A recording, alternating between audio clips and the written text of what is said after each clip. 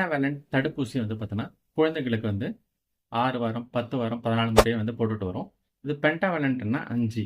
இதில் வந்து பார்த்தீங்கன்னா diphtheria, pertussis, tetanus, haemophilus influenza type B, hepatitis B இந்த 5 நோய்களுக்கு வந்து பார்த்தீங்கன்னா எதிர்க்க வந்து ப்ரிவென்ட் பண்ணுறதுக்காக போடப்படுற ஊசி தான். ஸோ இந்த ஊசி வந்து பார்த்தீங்கன்னா கவர்மெண்ட்லேயும் இருக்குது, ப்ரைவேட்லேயும் இருக்குது. அதுக்கு என்ன வித்தியாசம்? கவர்மெண்ட்டில் இருக்கிற வந்து பார்த்தீங்கன்னா ஊசி வந்து பார்த்தீங்கன்னா இதில் ஹோல்செல் பெர்டூசிஸ்ன்னு வரும். அதுவே ப்ரைவேட்டில் வர்றது பார்த்தீங்கன்னா ஏசெல்லுலார் பெர்டூசிஸ். ஸோ இது ரெண்டுத்துக்கும் என்ன வித்தியாசம்னு பார்த்தீங்கன்னா ஏசெல்லுலார் பெர்டூசிஸும் ஹோல்செல் பெர்டூசிஸும் மோஸ்ட்டாக எஃபெக்டிசி வந்து சேம் தான். ஏசெல்லுலார் பெர்டூசிஸ் வந்து பார்த்தீங்கன்னா குழந்தைங்களுக்கு வீக்கமும் இந்த காய்ச்சலும் வராமல் வந்து பார்த்தீங்கன்னா குறைக்கும்.